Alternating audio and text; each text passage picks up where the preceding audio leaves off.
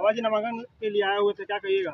नामांकन अर्ज शिवहर लोकसभा 0 क्षेत्र संख्या 4 से आज दाखिल कर दिया हूं मैं। और चुनाव में हैं हम लोग, शिवहर के लिए लड़ रहे हैं। इस बार की मुद्दा ये बाहरी भगाओ शिवहर बचाओ। तो बाहरी की बात कर रहे हैं तो राणा रंजीत सिंह भी है बाहरी में।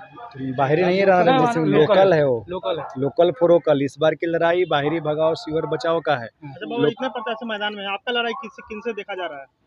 लड़ाई इस बार त्रिकोणीय रहेगी, अब समय बताएगा, लेकिन बाबा ही जीतेगा, इतना फाइनल है। बाहुबली का क्या होगा इस बार? कुछ बाहुबली नहीं, जनता बाहुबली है, बाहुबलियों को कुछ नहीं चलने वाला है। आज बाहुबलियों को मालूम चल गया होगा कौन बाहुबली। और आपके कई विरोधी कर रहे थे कि आप जैसे बीजेपी से छोड़कर और निर्दलीय प्रत्याशी बने थे, लेकिन कहीं ना कहीं कैश लगाया जा रहा था कि आप फिर से बीजेपी में चले जाइएगा, बैक मार सकते हैं। कौन बोल रहा है? देखा जा रहा था वो मनीष कश्यप है, उसका तो बात का कोई भरोसा ही नहीं है, कब क्या करेगा। तो उसको आप मिले हुए थे, वो आए हुए थे हमारे पास, चुनाव लड़ रहे थे, तो हम लोग निर्दलीय थे, तो वास्तविकता है कि आना ही था। लेकिन वो उनका नियत जाने, वो उन्होंने क्या किया।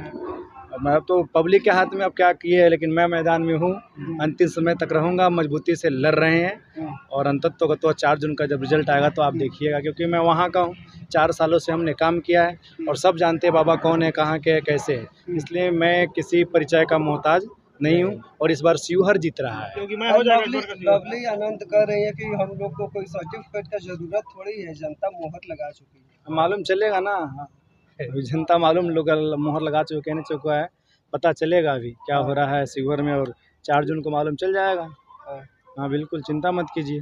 अब त्रिकोणीय लड़ाई की बात की, किन के साथ हो सकता है लड़ाई? अब त्रिकोणीय लड़ाई आप समझ सकते हैं, लड़ाई त्रिकोणीय है।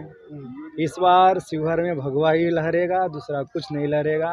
यह लालटेन भी फूटेगी, तीर भी टूटेगा, बाबा निकल जाएंगे, ये फाइनल है। लोग कह रहे हैं संत का जो काम है, मठ में रहने का काम है। एक संत देख रहे हैं ना, उत्तर प्रदेश चला रहा है, इससे बार और प्रूफ हो सकता है। इस देश को हमेशा सत्ता को संरक्षण देने का काम संतों ने किया है।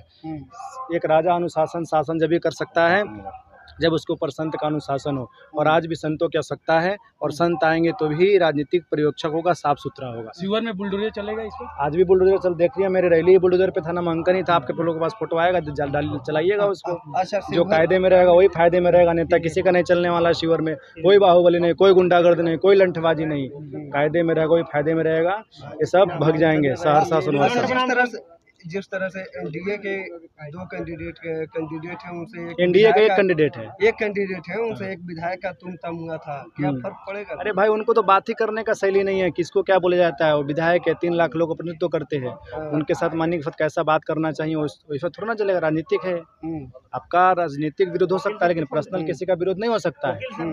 एनडीए से समाज नाराज चल रहा है, इसका क्या प्रभाव आपके? शिवहर देखिए, शिवहर में उनसे सब नाराज है, शिवहर में उनसे सब नाराज है। वो कहीं भी नहीं रहेंगे, तीसरे नंबर पे रहेंगे, बस ध्यान रखिए। हमेशा से कहते आ रहे हैं कि लंठ बनाम संत की लड़ाई। बिल्कुल लड़ाई है और शुरू हो गया है, अब तो मैं प्रत्याशी हो चुका हूँ।